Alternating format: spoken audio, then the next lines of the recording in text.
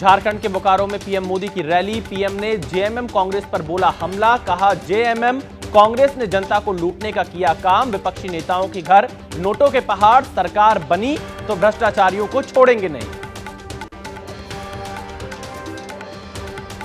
बोकारो में पीएम मोदी का बयान, कहा झारखंड के बंद कारखाने खोले जाएंगे, राज्य में पाइप से गैस पहुंचाने का भी हो रहा है काम।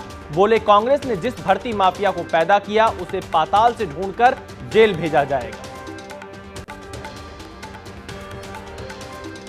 केंद्रीय मंत्री शिवराज सिंह चौहान का बयान, बोले झारखंड में माटी, बेटी और रोटी बचाने के लिए है चुनाव, लोग खड़े हैं बीजेपी के साथ। महाराष्ट्र के लिए गृह मंत्री अमित शाह ने बीजेपी का संकल्प पत्र जारी किया, किसानों का कर्ज माफ, 25 लाख नई नौकरियां, महिलाओं को हर महीने 2100 रुपए देने का वादा। संकल्प पत्र पर बोले गृह मंत्री अमित शाह, कहा किसानों महिलाओं का सम्मान करती है बीजेपी, इसलिए सभी वर्गों का रखा ध्यान, सत्ता के लालच के लिए महाविकास अघाड़ी ने की घोषणा। अमित शाह ने राहुल गांधी पर बोला हमला, कहा संविधान का अपमान करते हैं राहुल गांधी, कांग्रेस के सभी वादे अधूरे, आरक्षण को लेकर जनता को गुमराह कर रहे राहुल।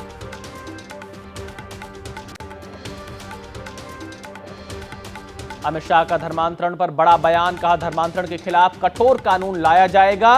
वीर सावरकर पर बोले उद्धव ठाकरे हैं सावरकर का विरोध करने वालों के साथ, पूछा क्या उद्धव राहुल गांधी से कह सकते हैं कि वो वीर सावरकर के लिए 2 शब्द बोल दें।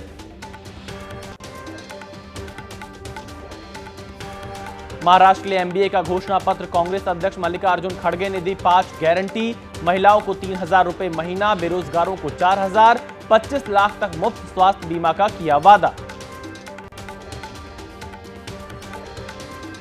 बटेंगे तो कटेंगे वाले बयान पर बोले मल्लिकार्जुन खड़गे, कहा देश के लिए हम सब एक। खड़गे ने मोदी को बताया झूठा, कहा लोगों को बांटने का काम कर रहे पीएम मोदी।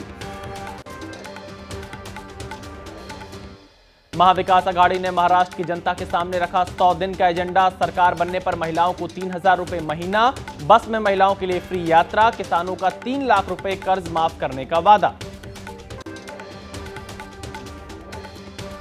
महाराष्ट्र के डिप्टी सीएम देवेंद्र फडणवीस ने लोकसभा चुनाव में खराब प्रदर्शन को वोट जिहाद से जोड़ा, बोले धुले में लोगों ने किया वोट जिहाद, 4000 वोट से धुले में हमें लोकसभा चुनाव हारना पड़ा।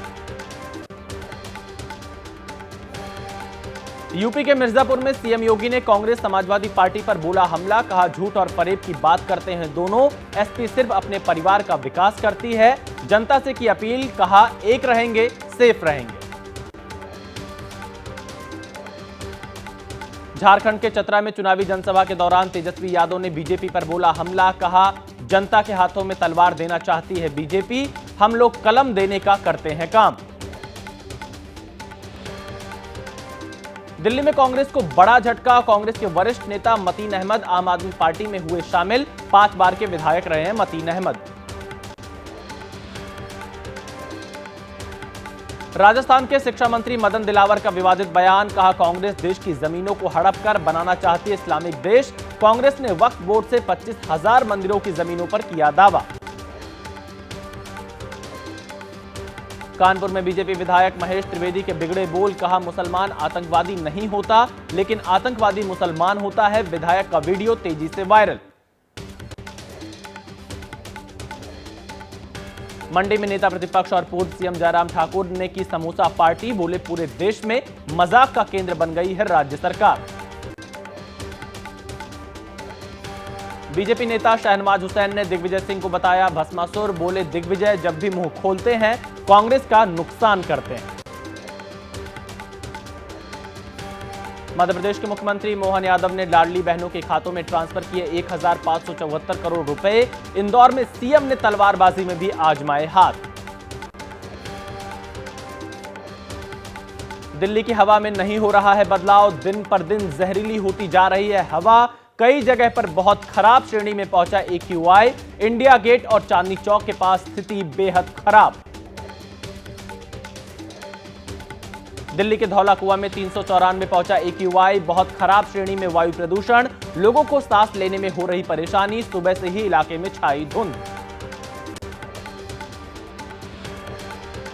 दिल्ली में हवा के साथ पानी भी प्रदूषित। कालिंदी कुंज में यमुना में फैला झाग। यमुना नदी का पानी पूरी तरह से प्रदूषित। दिल्ली के जवाहरलाल नेहरू स्टेडियम में 73वीं all India police athletes cluster championship का हुआ आयोजन। LGBK सक्सेना, पूर्व क्रिकेटर वीरेंद्र सहवाग, महिला हॉकी इंडिया की पूर्व कप्तान रानी रामपाल और दिल्ली पुलिस आयुक्त संजय अरोड़ा रहे मौजूद।